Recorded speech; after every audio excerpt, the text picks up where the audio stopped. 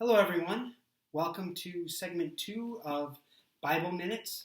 Today, we're actually going to be just examining the first 2 verses of Ecclesiastes. And in fact, we're only going to examine one item there because there's really 2 things that we need to look at.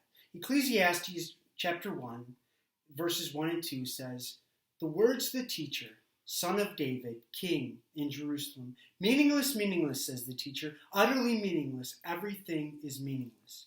Now, there's 2 things that we really need to look at there. One is, who is the teacher? The Hebrew is Koheleth. And we will look at that at some point in a later segment. The other question is, what does he mean when he says, meaningless, meaningless, utterly meaningless, everything is meaningless? Now, if you look in your King James versions or New King James versions, you'll find vanity of vanities. The actual Hebrew word is hebel, or you can pronounce it habel. The Hebrew word is hebel, and it literally means vapor. So the idea is that everything in this world, all that we see, is vapor. It's here and then it's gone. In fact, the image that I think of when I think of hebel in the Hebrew scriptures, I think of a cold winter day. You go out, you breathe out, and that's hebel, that vapor. You can't hold on to it. And so what he's saying is that everything in this world, all that we see, all around us, is hebel. It's vapor. It's here, and then it's gone. That's why we'll find in Ecclesiastes a number of times he'll say, meaningless, meaningless, everything is meaningless, and then he'll follow it up by saying, a chasing after the wind. So wealth, prosperity, these kind of things, possessions, they're all a chasing after the wind because you can't hold on to them. Anything that we have in this world, when we leave this world, we leave it behind. And in fact, you get an idea in Ecclesiastes that this world, it's all hebel, it's all transient, it's here and then it's gone. But that there is a permanence. It's not found in this world, but it's found when we leave this world at death and we pass into the presence of God, into the permanent, into the realm where everything is set right, where there is ultimate justice, where there are no more wrongs, and where everything is permanent. In fact, it's very interesting if we look at that term hebel, because where else do we find it in the Bible? We actually find it in the book of Genesis. Adam and Eve, that's one of the names they gave to one of their sons. And we're like, what? I don't remember any kid named Hebel. Adam and Eve, their first child, his name was Cain, which in the Hebrew is Cain. It means spear, but it also means to fit together or to forge. So think about that. The first couple, they're created directly by God, and after the fall, the couple create a child, and so they call him Cain. We fit together, we forged, we made a kid. This is amazing, So then the second child comes along, and what do they name him?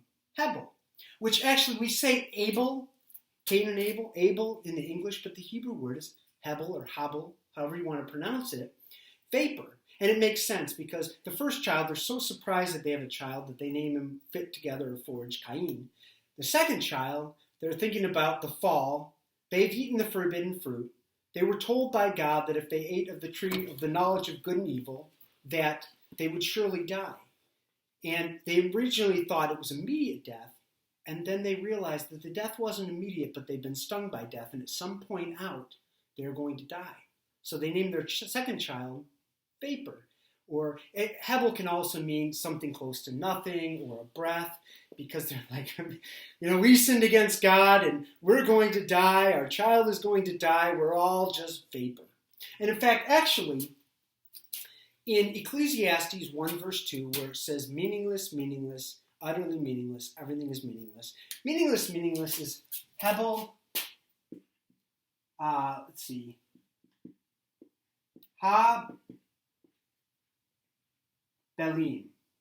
And I'm going to run out of space. We'll put it down here.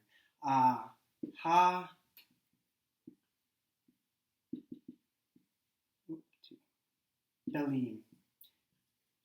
You have the same word repeated, and it's just using, in Hebrew, the Y-M or I-M is the plural ending, the I-M, is the plural ending. So what it literally says is vapor, the vapors. And so it's identifying that, again, everything in this world is vapor. And so throughout the 12 chapters of Ecclesiastes, it's looking at the fact that so many of the pursuits that we have in this life, the things that we think are of great importance, are nothing but vapor.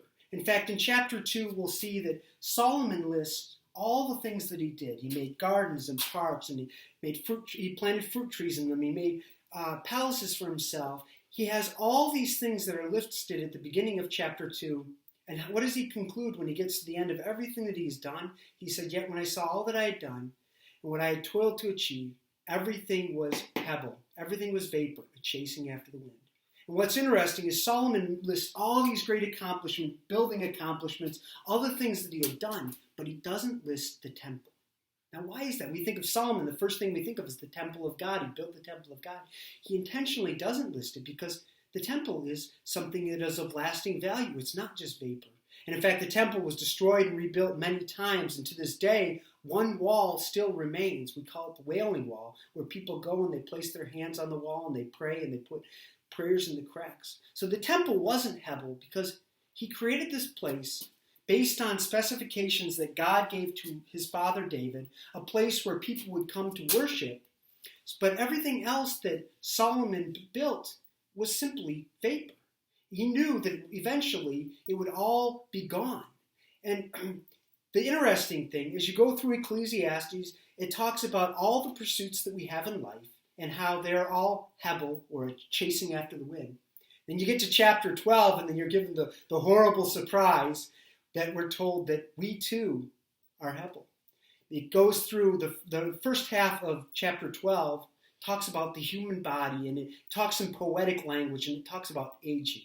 And it goes through this poetic language to describe the deterioration of the human body. In fact, some of the more colorful images, it talks about the almond tree blossoms. The almond tree is this tree, when it blossoms, is this big white tree, so it's talking about the hair turning white. It says, when the grasshopper drags himself along, so the idea of old age, the grasshopper drags himself along and desire no longer is stirred. But then how does it conclude? And it says, and the dust, referring to our bodies, or you could say Hebel, but there it says, it has afar, the word dust, that's actually used in Genesis for the Adam and Eve were made out of the dust. Well, Adam was made out of the dust and Eve was made from Adam. But it says the dust, our bodies, returns to the ground it came from, and the spirit returns to God who gave it. So you have this idea that everything in this world, all the things that we may think of great pursuit, are nothing but vapor. And if we're trying to strive after wealth, if we're trying to strive after popularity, in fact, he says, generations come and generations go, but the earth remains forever. And he talks about the fact that those who came before will not be remembered by those who come after. So if you're looking for fame, that fades. All these pursuits that we think are so important in the long run, they're Hebel, they're vapor. But there are things within Ecclesiastes, and we'll get to those. 3 things specifically come to mind that are of lasting, eternal value. And as I said before, some of them may surprise you. But what he's trying to tell us is that we have to recognize that where's our focus? You know, when Jesus picks up on these things too, in Matthew chapter 6, starting at verse 19, where he says, do not store up for yourselves treasures on earth, where moth and rust destroy, or where thieves break in and steal. But store up for yourselves treasures in heaven, where moth and rust do not destroy, and where thieves do not break in and steal. For where your treasure is, there your heart will be also. So Jesus tells us as well, the things of this world, they can be taken from us. And Ecclesiastes tells us that as well, and even our own life. And at some point, we will return to the dust. We become Hebel, vapor, and that our spirit goes up to God. And so I encourage you tonight to think about what are the pursuits that you may have in your life that are ultimately Hebel, that are vapor, that are not lasting things. So I'll conclude there, and tomorrow we're going to go through a little bit more of chapter 1. And remember, my favorite verse in the Bible, Ecclesiastes 7:14. When times are good, be happy. But when times are bad, consider God has made the one as well as the other. Amen. Good night.